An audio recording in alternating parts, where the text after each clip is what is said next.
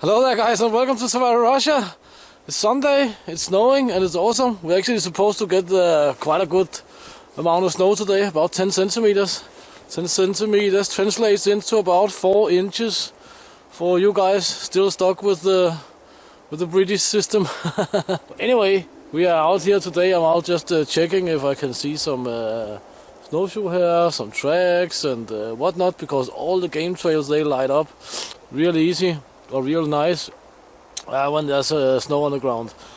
Also, we're gonna take a look at how to set up, or how I set up autumn winter survival kits or something like this, or something like that. But I've been blah blah blahing. Let's move on.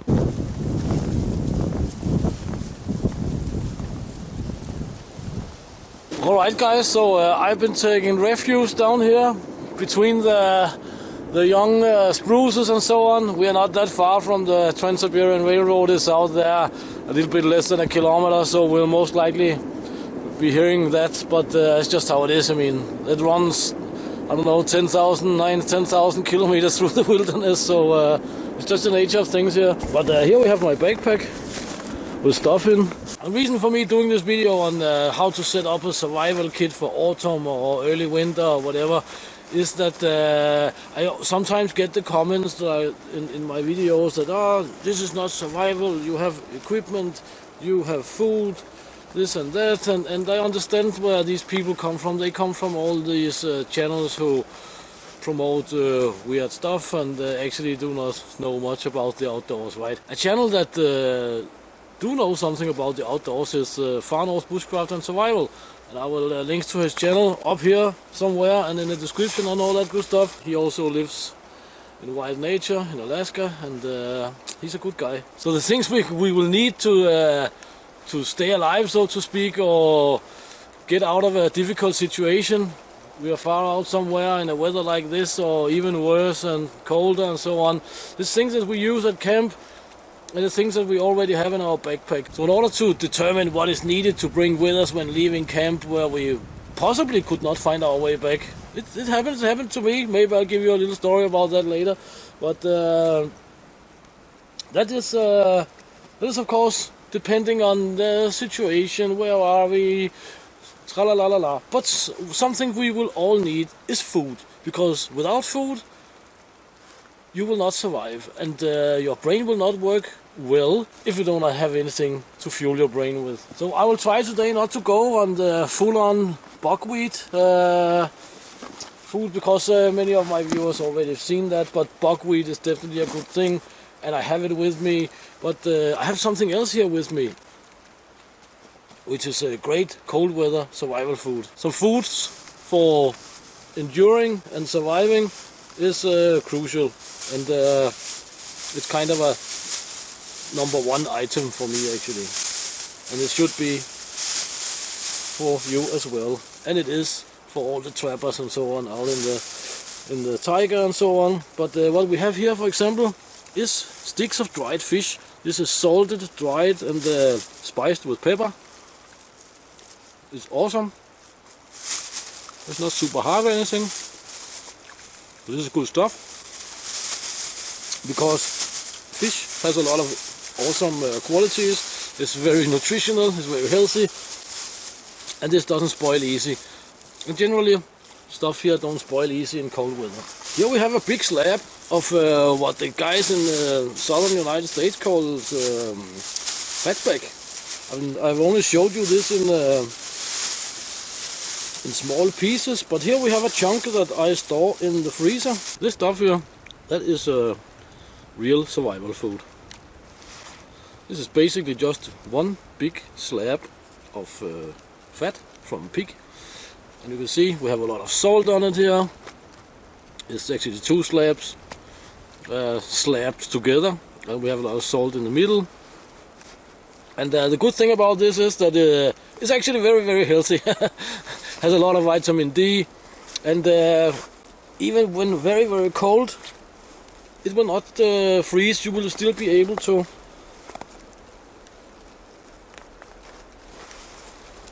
cut slices of it and eat it. This is just awesome. awesome. Some might say that, yeah, this is disgusting, this is this and that. I want my dry foods and rehydratable foods and so on. Yeah, well then, go ahead. This is my backup food pouch. You can see it's a little tiny. It's not really filled up yet, but I have some other stuff in it which are not food related. Okay, what else do we need than food? It can be a lot of different things, right? But I will get to some more things we have down here. But one thing I have with me for demonstration purposes is this demonstration purpose kit. Nail kit. Nails are awesome, and the nails here you can most likely or hopefully see that they are wrapped with copper wire and steel wire. Steel wire is most likely one of the most awesome things you can carry in a potential survival or emergency situation. Nails are also great, I would say. I mean, as I said, this is for demonstration, so there's only 4. They can be used for all sorts of things. I would say around 20 or something should do the trick. But you can say what can also be needed is, for example, a little folding stove like this that you can find in the French field rations, French army field rations, and in the Russian army field rations as well. Because if you have a poncho or something like this, or a cover or whatever, and you are crossing a big field, so you can say not a field, but I forgot what it's called, but you know, young woodlands here. There'll not be a lot of firewood to be found. So in order to get across that barrier, or yeah, we can call it a barrier. We can also call it a hurdle. A little folding stove with a lot of fuel tablets can be awesome to ignite under your poncho or tarp or whatever. Tighten it good around the neck and light up the fuel tablet, and you will actually heat up pretty well. I guess that these are sold commercially actually, since it's SBIT. I didn't know that. The Russian army ones, they're really hard to find actually. Another little thing I have down here for fire lighting, good thing to carry, is inner tube. This is just a mountain bike inner tube, but inner tube from cars and so on works even better. It's awesome. The backup foods you will carry with you as an addition to your real foods that you would leave at camp, right? So you just have a bag like this. When this is completely full, it weighs about 1 kilo, 2 pounds. But if you don't need that much, then you just bring a little bit with you, right? It's very important actually to adjust your kit to every scenario, every outing, so to speak. Do not rely on all this carrying the same stuff. I don't ever do that anyway. I always carry different items. One thing we have here is a recent purchase, is the Järven Fjellduken original. I have a video on this guy I will link to up here. I'm still in what you can say, in the testing phase of this. I normally do not rely on synthetic tarps and so on. This is a tarp and a poncho and a bag and all sorts of stuff. These are pretty expensive, but I bought one just to test it out. Then I can give you guys an opinion on is it worth it or not. But you can make a pretty good shelter of this. This guy, as I said, is expensive, but the company has 10-year warranty on it, so it should be pretty alright, I'd say. One good thing about this here is that it has armings. You know, it has sleeves that you can put on. Armings, they're awesome. They can even be used in combination with a canvas poncho if you don't want to carry this guy here with you. But this is relatively light, and I see this as a good survival item actually. I don't see this as an awesome heavy duty everyday use. Being caught out in the open, you need a shelter. I mean, the debris shelter thing, I consider debris shelters, pure debris shelters, I consider them as 99-98% completely useless. Because in a situation like this, you do not want to spend time making a debris shelter, and especially not if it's raining, because it takes forever to make a rainproof or waterproof debris shelter. Basically, you can say they take too long to make according to or compared to what they can do.